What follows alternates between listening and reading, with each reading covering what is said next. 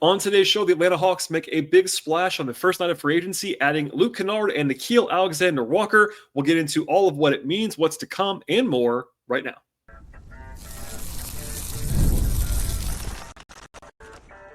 You are Locked On Hawks, your daily Atlanta Hawks podcast. Part of the Locked On Podcast Network. Your team every day. Hello, friends. Welcome to episode 2013 of the Locked On Hawks podcast. I am your host, Rowland, coming to you deep in the night here on June 30th into July 1st. And today's podcast is brought to you by the folks at FanDuel Sportsbook. And right now, if you're a new customer, get $150 in terms of dollars in bonus bets if your first $5 bet wins at FanDuel. I also want to encourage you at the top of the show to make Locked On Hawks your first listen each and every day. Check us out and subscribe to this podcast anywhere you find your podcasts. If you're watching on YouTube, please like this video as you're watching it, as well as subscribing on Apple, Spotify, Overcast, and of course, telling your friends about the show as well. And it's been a very busy day for the Hawks. The final day of June, the first day of free agency. If you were under a rock on this Monday night, the NBA opened free agency at 6 p.m. Eastern time, and within only a couple of hours, the Hawks had revamped their roster in a major way. We'll get into all of it. It's not quite an emergency podcast. I was prepared to record tonight no matter what, but there's a lots of, I would say, emergency podcast-worthy content for the Hawks on this evening. They add, as we'll talk about in much more depth in a second, they add Nickeil Alexander-Walker and Luke Kennard. They lose Caris, LeVert, and Clint Capela also out the door for the Hawks. A lot more work to be done for Atlanta. But just to say at the top of the show, I really, really love what the Hawks have done the entire offseason. If you missed it over the weekend, I did a two-part episode with my friend Tyler Jones of ATL on 29, covering kind of what's happened to date. That means Porzingis, that means the draft, and all of that stuff. Listen to that, still relevant right now. Before that, I did full coverage, deep dive fashion of the draft, what I called an A-plus trade on draft night, trading down with the Pelicans to get a very juicy pick in the draft next season. Plus, before that, adding Porzingis, the high upside move that was. And let's just say the first little bit of the Antti Saleh era as the general manager has gotten rave reviews, not just from me, but really across the league. People are buzzing about what they've been able to do as the Hawks the last couple of days. And look, my big picture evaluation of what has happened so far the last week or two has been just awesome. This has been, I declared this earlier, like as of right now, and it could change. As of right now, it's probably the best offseason the Hawks have had, in my opinion, since 2013. You could argue for 2020, I suppose, as they added a bunch of pieces there that led to a conference finals team. I get that. But as far as like setting up for the future, revamping the roster, being in a good position both in the short term and the long term, Antti Saleh and the front office has hit a home run, in my opinion, the last few days. We'll get into all of that on this podcast, as well as the future stuff at the end of the show. We do want to lead, though, with the biggest transaction of the day, and that is Nickeil Alexander-Walker, 4 years and $62 million reportedly. Before I dig into all these specifics and get nerdy on this one, as I have to, I will at least say that I really like this move. Broadly speaking, he's a good player on a very reasonable contract, and that's the big takeaway. With that said, it was a little bit strange that the number was this, with 462, and it was also a trade anyway. The structure remains to be seen, but if you follow me on Twitter or Blue Sky, you would have seen Shams Charania report this number at 4 years, I think $62 million, and I immediately jumped in to say that while the Hawks have this big trade exception that we've been talking about for months and months now on this podcast, up to $25 million, they didn't actually have to use it to give him this contract. But quickly it got out that the Hawks are going to be sending a 2027 second-round pick from Cleveland and some cash to Minnesota in a sign-and-trade for Alexander-Walker. It's kind of strange. The Hawks could have changed the structure a little bit now that they are not using the mid-level exception to sign him for this move. We don't know the exact numbers yet. We never do this early in the process. It's not been officially signed. All those caveats still apply. And then as we get into later, it allows them to take Luke Kennard into the mid-level exception. That's a little bit different as well. But regardless, they had the spending power to get Alexander-Walker. He was always going to have a lot of offers in this range. That has been the buzz the last couple of weeks. He is a very unique, kind of fits anywhere kind of player. A 3-and-D guard, really defends, can shoot, all of that stuff. They had the power to get him. They went out and got him. I'll have the mechanics later on cleaned up later on this week, but we know that for sure. In the meantime, the Hawks add a really good player to the team, which is, of course, the biggest thing. A 26-year-old guard who'll be 27 in September, basically right in the middle of his prime right now. You're getting him for his prime years for most players. He'll be 27 to 30 during this deal. It has a player option reportedly on the end of it. Have not seen that structure yet. But that could matter to a 3+1 of sorts, but at least for 3 years, he'll be signed for the Hawks. And the biggest calling card for Alexander Walker is definitely his defense. He is a very, very good defender. Listed at 6'5", but also has plenty of length to defend kind of 1 through 3 on the perimeter. If you have not watched him a ton recently, measured with a 6'9.5" wingspan at the combine a few years ago. Could even be longer now. It's conceivable he was young enough then, but at least that long as far as wingspan is concerned. That's good, like wing level wingspan, basically. He's an awesome screen navigator. He's very disruptive to opposing guards defensively. He's been routinely at the top of the league in a lot of the overall kind of catch-all defensive metrics like EPM over the last few years. And the Wolves have been great defensively as a team at times. They've also been really good and even better when he has been on the floor at the point of attack. The Wolves had a 108 defensive rating this year with Alexander Walker on the court. He's not the only reason for that, but certainly he is a very, very good defender. His only real shortcoming on defense that I can find is on the glass. But if he's playing a guard spot, that's not a huge deal, and he's actually gotten better than anyway. The only debate about his defense, honestly, that I've been seeing and having behind the scenes in the last few hours is that, okay, is he merely very good defensively or elite defensively? That's not a bad place to be when everyone agrees he's a very good defender and maybe even better than that. So he's clearly good. The Hawks have played some lineups now that are absolutely terrifying defensively. If you take Trey off the court at times, defensively, if you're playing backcourt of Dyson Daniels and Nickeil Alexander-Walker, I don't know who's scoring on you. So that's nice to see. And then offensively, he's also fits in very well. He's not quite as good offensively as defensively. That's certainly worth saying. It's not a negative thing to say, just the reality. Defensively, he's like a standout player. Offensively, he's not, but he's pretty good on offense. The biggest thing is that he can shoot. 38.5% from 3 over the last 3 seasons combined. That's almost 900 attempts. Yeah, it's pretty real to me. Whether he's going to shoot that forever, I don't know, but I do believe he's a good shooter. Not a great one. He's not Kennard, who we'll talk about later on. Kennard's an elite shooter. Alexander Walker's a good shooter, and that's all he needs to be. It's not his best position, but I would say he's also played some point guard in his career. That's pretty real as an option, as a secondary creator kind of player, steward at point guard with Trey off the floor. He was much more of an on-ball player in New Orleans when he was drafted a few years ago. I would say this, it's kind of ironic now, as we'll talk about later on. The Hawks actually, in the DeAndre Hunter trade, got a lot of assets and flexibility that allow them to kind of make all these moves. But technically, Alexander Walker was drafted with a pick that the Hawks actually had in 2019. Now, officially, if you look at Basketball Reference, there are pictures of Alexander Walker in Hawks hats from 2019 at the draft because of all those draft quirks. He was a Hawk for a matter of moments and days back then. But he was an on-ball player much more early in his career, but he's been much more of a supporting player since then, which is the role he'll have in Atlanta, I'm sure. He also had a 70th percentile assist rate this last season. He's a good passer, not an elite one, but a good one, and generally a pretty low turnover player. Averages 1.5 turnovers per 36 minutes in the last 2 years with the Wolves. That's a good number for a guard in particular, and very solid shooting efficiency. 58% true shooting over the last 2 years.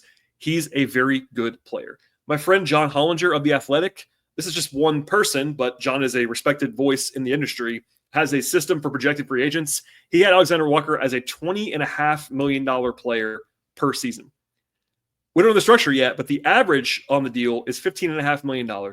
And the most that it could possibly be in any one season is $17 million. So by this projection, he's a good screaming value. I thought he might get $18-20 million a year just a few days ago because of the market. So to get him at basically what is the cost of the mid-level exception is a good value. I don't think he's a max player, obviously, but he's a very good player. And with where the cap is going, getting him locked in for $15.5 million average annual value for 4 years, at least 3 years plus the player option, is a very, very good value in my mind. Now, look, he's not a star. He's not going to be a star. That's not his game. I think it's still a very good piece of business, though, to sign him to this deal. If he's the 7th man on your team, and right now he might be for the Hawks, he's a very, very good 7th man. He can play with Trey. He can play without Trey, next to Dyson or next to Luke Kennard or next to anybody you want to list out there. He gives them another top-tier perimeter defender with Dyson on or off the floor. I mentioned before the Dyson plus Alexander Walker lineups are awesome, and he also can help you with Dyson off the floor at times. He's another rangy perimeter player. The Hawks have been doing this for a while now, kind of building their roster around having a bunch of guys who are rangy and athletic and defensively oriented. He is that. I like him a lot as a player. Checks a lot of boxes. I know I'm planning to have someone that covers the Wolves on the show at some point in the near future to kind of give a more insidery breakdown of Alexander Walker's game the last few seasons. But again, I really like this move. We'll get into more of what's going on here with Luke Kennard in a second. But one thing this actually applies to both Alexander Walker and Kennard is that there was real reporting out there on multiple platforms, basically, that Trae Young was pushing for these guys. And Trae Young being invested in the pursuit of Alexander Walker, in the pursuit of Kennard. I don't want to make too much of that. It's not worth that. But for a player that's always been, it's not always been, has relatively recently been in some like, will they trade him? I've been saying for a while, it's going to be the Trae Young experience this year, and it should be. They built the roster around him. If he's recruiting free agents, I think it's pretty safe to say he's entrenched more here. Obviously, on board with these moves. We'll get into that. There's another storyline the rest of the summer, honestly, about Trae's own extension. But in the meantime, Alexander Walker is Trae stamped. I like this move quite a bit. The feel of the league, which is not, I don't want to appeal to authority and say that everybody's always right, but the feel of the league is pretty good on this one as well. And overall, again, a very, very positive step for the Hawks with their number one addition of this cycle. I think obviously Porzingis is a bigger name and the better player, but adding him as the number one free agent target is certainly a move that I am on board with at this juncture. All right, again, more to come on Kennard, on LeVert, on Capela, on the roster as it stands right now, late night on Monday into Tuesday, after a word from our partners. Today's show is brought to you by FanDuel Sportsbook. Summer sports are in full swing. Whether you're all about baseball under the lights, golf on the greens, or high-stakes soccer action, at FanDuel, it's the best way to get into every game, make every game more exciting for you. You are already following the action, so why not make it a little bit more thrilling at FanDuel? You can use FanDuel to actually track your favorite matchups, and the athletes are fresh all the time with new daily promotions and fun ways to bet. They have offerings at FanDuel that are across the sports betting space, from over-unders to point spreads, money lines, game props, future bets, player props, live betting, and same-game parlays as well. And FanDuel also has every single sport and league you can possibly think of across the board. That, of course, includes the NBA that we talk about all the time on this podcast, plus the NFL, MLB, college sports, NHL, UFC, golf, tennis, soccer, boxing, and everything in between. It's easy to use, fast to pay out. It even makes regular season games feel like they are must-watch events. Whether you're placing a same-game parlay or just watching a bet right in the ninth inning with FanDuel, they make it easy for you to feel like you're a part of the action. And if you're new to FanDuel, if you're a new customer, bet $5 and get $150 in bonus bets if your first $5 bet wins at FanDuel. Open the FanDuel app today or visit FanDuel.com/lockedon. That's FanDuel.com/lockedon to get started. All right, so chronologically, the first thing the Hawks did on Monday night was acquire Alexander Walker. That got reported. It was out there. And then pretty shortly after, it was reported that Luke Kennard will be joining the Hawks on a one-year deal worth a reported $11 million. Now, this is already out there during the day, I would say. I passed along and reported on social media and on Patreon that I was hearing that Kennard was a target of the Hawks. I think, and this is the part that was reporting, this next part is more of an interpretation. I think the Hawks especially prioritize Kennard if they were to get Alexander Walker, which wasn't going to be a lock. But I think Kennard makes a lot of sense in tandem with Alexander Walker, and I wonder if they would have signed Kennard either way, but I feel like they were certainly prioritizing him after they secured the commitment from Alexander Walker. So as a player, Kennard has some durability issues for sure, but as long as he plays like 60 games, it's a reasonable contract. He has the benefit of being a one-year deal as well. The risk on one-year contracts is, of course, inherently quite low. And teams will play, I would say, a premium for that flexibility, that optionality, that risk mitigation of having a one-year deal. If it doesn't work, you can kind of trade him or whatever you need to do. I think a little bit of a premium probably on this one-year deal, but it's 1 year for a reason. Kennard just turned 29 last week. He was a lottery pick in 2017. He's been in the NBA for 8 seasons with the Pistons, the Clippers, and the Grizzlies. He signed a pretty big deal for his second contract that was back in Memphis and re-signed last year for a one-year deal with the Grizzlies. And like I did with Alexander Walker, I'll say the calling card for Kennard is his shooting. And it's by far his shooting. He's not always discussed in the like absolutely elite shooter discussion, but he should be. That's my biggest takeaway. I knew that already, But in looking at some of the data and everything today and yesterday, getting ready for something like this potentially, he is one of the best shooters in the world. Full stop. I'm not being hyperbolic. That's just the case. Now, for some evidence of that, he is currently the active career leader in NBA three-point percentage. One more time. He is the career leader among active players in three-point percentage for his career. 43.8%. That's third all time. He is a career 44% three-point shooter on volume. That's more than 2,000 attempts in his career. Over the last 5 seasons, Kennard has shot 45.4% from three. Not from the field, from three. That's the highest in the NBA over that last half decade as well. And again, he takes a lot of them. He's not like a low volume guy. He has attempted more than 8 per 100 possessions in 7 straight seasons. Over that time, he's averaged 9.8 attempts per 100 possessions. That's a lot of attempts. Now, people have been comparing him to Garrison Matthews in my mentions, and I get why. They're similar height. They're white shooting guards. I get it. I do understand it. They're very different players. The main thing is Kennard, while being even a better shooter than Matthews, can actually handle the ball. He's a real offensive playmaker. He's not just a standstill specialist shooter. That's not what he does. He's a great shooter, but he does more than that. He was a lottery pick for a reason. The last 2 years in Memphis, he averaged 5.1 assists per 36 minutes and 6.7 per 100 possessions as a supporting player in Memphis. It's not like primary point guard numbers, but he's very good as a passer for anything but a point guard. He's a good facilitator. He can handle the ball, run actions, pass, all of that. I'm not picking Garrison Matthews, who I actually like as a player, but Garrison Matthews has 223 career assists in 6 seasons, right? Luke Kennard had 215 assists last season only. He had almost as many assists in one season as Garrison's had in his career. So I get the comparison, but Luke Kennard is more than a specialist. He is a fantastic shooter. He is the best shooter the Hawks have had since Kyle Korver. Maybe you could argue that Bogey, when Bogey was really, really in gear for half the season in 2021, sure. Bogey's a great shooter as well. Maybe Gallo at his absolute best. There are some guys. Garrison's a great shooter too. But Luke Kennard, again, is the current active leader in career three-point percentage. Better than Steph. Now, he's not a better shooter than Steph, to be very clear. But Luke Kennard is a legitimately all-time great shooter through the first 8 years of his career. So that is the calling card, obviously.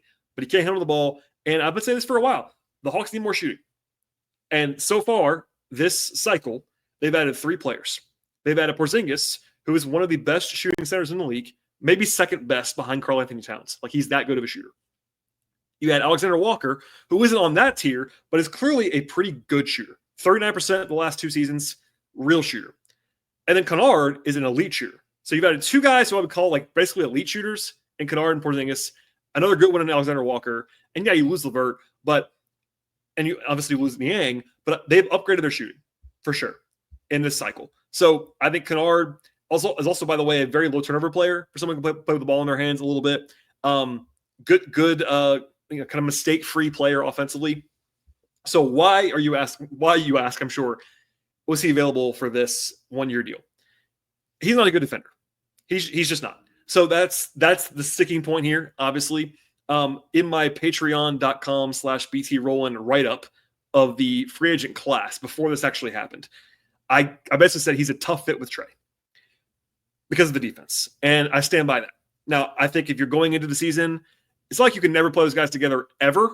But I think ideally you would probably want to prioritize Kennard being on the court when Trey is not as much as possible, because Kennard is a bad defender.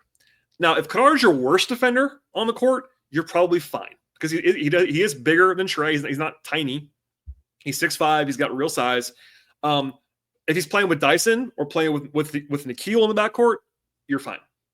A Trey Kennard backcourt might be a challenge. So there's a reason he's available. There's a reason why he's the 8th man on the Hawks right now. I would say he's the 8th guy on the team, but that's fine. A specialist, yes, in some respects, but actually more than that offensively, elite shooter. On defense, I'm not going to lie to you, it's not good, but you can play around with that. And right now, the Hawks only have 2 guys in their entire top 9 or 10 that are actually shaky defenders. It's Trey and it's Kennard.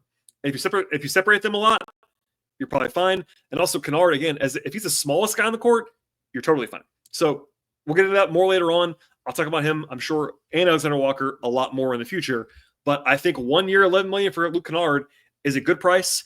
It's not a huge bargain, but for, again, 1 year commitment, keeping the powder dry for next year, having this optionality, this flexibility that the Hawks seem to prioritize, and I think rightly so. It was a good addition for the Hawks and one that I certainly sign off on, again, especially in tandem, because if you have lineups, and honestly, you'll probably see Alexander Walker and Kennard play together a decent amount, and they make a lot of sense together.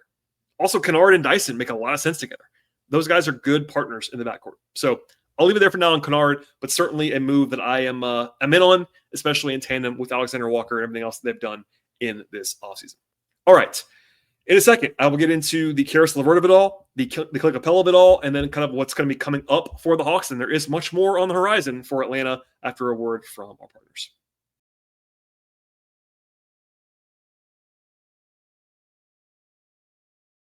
All right, so the Hawks bring in 2 pieces with Alexander Walker and Kennard. They also lose 2 pieces from this last season's team, one of which was definitely expected, the other one not as expected. The big loss is Caris LeVert, 2 years and $29 million with the Pistons. I mentioned on the show with Tyler over the weekend that the Malik Beasley federal investigation saga threw a wrench potentially in a lot of things, and that one of those things was that Detroit suddenly had a bunch of spending power that they were probably not going to have. They were going to sign Beasley, it seemed like.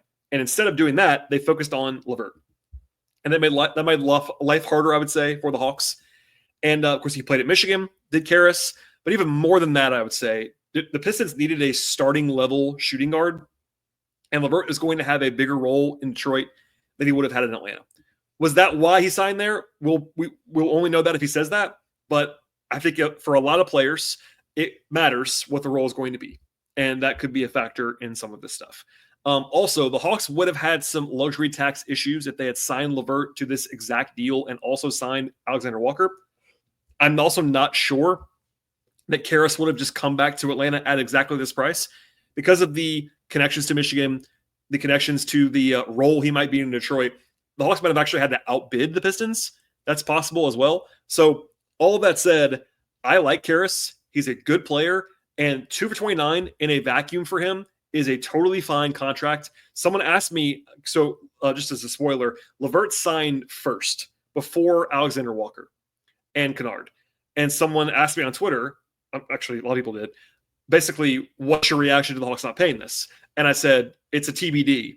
Because in my mind, it was like, if they don't sign Alexander Walker, I'm going to criticize them for not keeping LeVert at this price, or at least not kind of letting him get out the door. Because, look, the entire time, the last 2 months or so, the projection, not like in stone, but everyone I talked to, everyone I heard from, and I said the same thing, so I'm not blameless here, I thought it was more likely than not that LeVert would come back.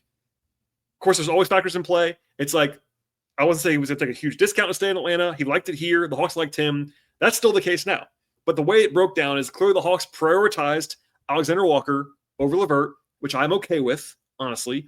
And then because of the Beasley saga and it happened late, Detroit had more money to spend, more flexibility to offer, et cetera, et cetera. That led to basically what happened here. So again, the totality of it all, now that we've already seen what the Hawks did with that money, paying Alexander Walker and Kennard, I'm totally fine with this. I think letting Caris get out the door for like a bargain contract would have been bad, but this is market value for Caris LeVert. It's not like a huge value, nor is it a huge overpay. It's kind of what you expect for Caris. Is Caris LeVert better than Luke Kennard? Yes, but it's 2 years. It's more money. Kennard is much, I would say, a different kind of player than Caris. If you could have said, ideally, for the Hawks to win basketball games right now, if you want to argue that LeVert would have been better than Kennard, I can't argue against you. He's a better player, I think, especially on defense. On offense, I might rather have Kennard, honestly. But defensively, LeVert is so much better than Kennard that I think that overall would have been sliding to Caris. But look, and I'm not defending this behavior, but as I've said a million times on this podcast, including again recently, the projection, again, league-wide and locally, is that the Hawks don't want to pay the tax. And right now, they're set up to pay not the tax. So if they had gone and given this deal or more to LeVert and then also paid Alexander Walker, they probably would have had to go on the tax. And I'm not sure that was a possibility given that the front office was given by ownership. So I'll leave it there for now. But I think, yeah, it does sting a little bit to let Caris out the door after I think he was a good factor for the Hawks. But they've pivoted well. I think overall, I'm fine with the direction. If you look at the totality of it all, it does make a lot more sense. I wish Caris well. I've always enjoyed his work. Obviously, back to Michigan. He's a good guy by all accounts. But I'm okay with it, given that they pivoted and got Alexander Walker and Kennard in his stead. The other one is Capela leaving. If you've listened to the podcast this summer, you would know this already, but I've been reporting flat out that it was very likely for a while that Capela was going to leave. So no surprise at all. That was the expectation that everyone that I talked to had. He signs for 3 years and $21.5 million guaranteed. That's about what I thought he was going to get, honestly, on the market from somebody. The surprise is he's going back to Houston, where he started his NBA career with James Harden and company. No one seems to know why Houston pursued Capela, because they have Sengun and they have Steven Adams making a lot of money as a backup center. So that's a bit of an odd fit, honestly. Capela is still a useful player. I've said that a lot recently, but it's true. So like on a night when everyone's healthy in Houston, is he going to play? I kind of think not, but he's a good locker room guy, reasonable deal. And also there's some uncertainty about the structure because the Rockets don't really have cap space. So it's been reported since the last, I think, hour or so by Jake Fisher, a good friend of the podcast, that it's going to be technically a sign and trade with the Hawks. Atlanta will get a second round pick swap, so a very low level asset in 2031, and some of the cash back that they sent to Minnesota for Alexander Walker. I'm not sure how it's going to work. Some of the exact details are fuzzy right now on this one, but Capela to Houston is happening. And look, I won't do the whole postmortem now on Capela. Obviously, I've been known as the Capela guy for a long time. I have acknowledged repeatedly the last year or two that he's not the same player anymore. He's just not. Now he's in that high-end backup part of his career. That's where he should be. That's totally fine. He's still useful. He's not a terrible player, but he's not the same guy he used to be. I would just say on the way out, try to separate what he was at the beginning of his Hawks tenure from the end. At the beginning, he was a singular force, and people should not forget that he was one of the huge reasons why they made the conference finals. If he's not on that team, they don't make the conference finals, flat out. So the Capela era had its ups and downs. The ups were early and the downs were late, I would say. The extension they gave him was not the best, but the first contract, the trade, worked out extremely well for them. He provided them with a serious center. They were in the wilderness for a long time at center before Capela.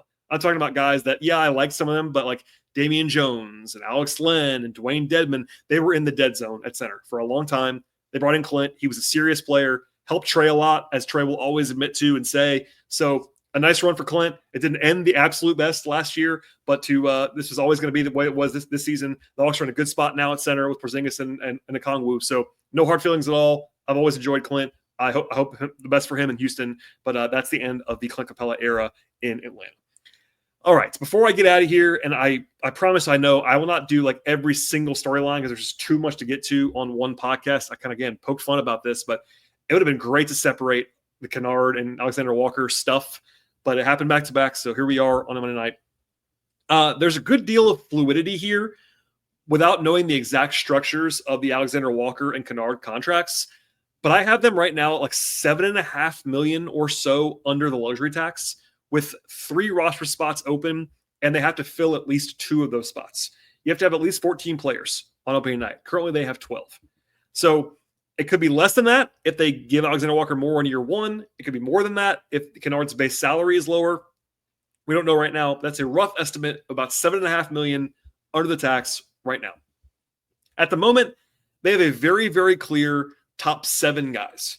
It's Young, it's Dyson Daniels, it's Alexander Walker at the guard spots. You got Ricochet and Johnson at the forward spots. You got Okongwu and Porzingis at the big man spots. That's 7 guys. That's a clear top 7. That's very good, honestly, those top 7 guys. Then you have Kennard as the 8th guy. And then you have V. Krejci and Mo Gay in some order at 9 and 10. Those guys have been in the rotation before. They can play, and we know that. So that's 10 guys that we know can play right now. Then you have the 2 young guys, Kobe Buffkin and Asa Newell. 2 first-round picks. Buffkin's obviously been hurt, but a talented young guy with room to grow. Obviously, Newell they just drafted. So those guys are, we'll see about this first season for Newell, but those guys are guys that they like and are talented young players. But you still have work to do, I would say. I'm already seeing a lot of talk about backup point guard. I get that, people, I think, are a little bit underrating the amount of ball handling the Hawks currently have. They don't have to go sign a point guard right now. Can they? Absolutely they can if they want to do that. But they do have guys, Trey, Dyson, Alexander Walker, Krejci, Buffkin, Kennard, and Jalen Johnson can all run actions. Now, only Trey is a quote-unquote point guard, but Alexander Walker's played there before. Dyson's played there before. Beats played there before. Kobe's played there before. So, they have a bunch of options there. And if Ansi wants to be kind of roll with that, I would understand. Also, you have two-way options to play point guard, whatever. That's a potential thing they could certainly add there. I think they have to get another big somewhere for depth purposes. I think Larry Nance Jr. is the most logical target for that. TBD on whether he'll actually sign. Obviously, it's late in the night here, but stuff moves fast. Just a reminder, I'm recording this about midnight on Monday into Tuesday. It could all change quickly. I'll have a podcast tomorrow at some point as well. But Larry is the guy that I think makes the most sense. Plays both spots, great locker room guy, can shoot it, etc. And then you have I would want to add another forward potentially if you could. There's still a two-way log jam. You still have Juricic as well in the mix, the draftee from last year that's still unsigned for the Hawks. So there is business to take care of for Atlanta still. The big stuff might be over. It was a big night tonight. No one, it wouldn't surprise me if they made another move, a trade of some sort. But as far as free agency is concerned, the big stuff's done. So we'll see. Now, you also have, and we'll have much more on this later on, you have Trey's extension potential.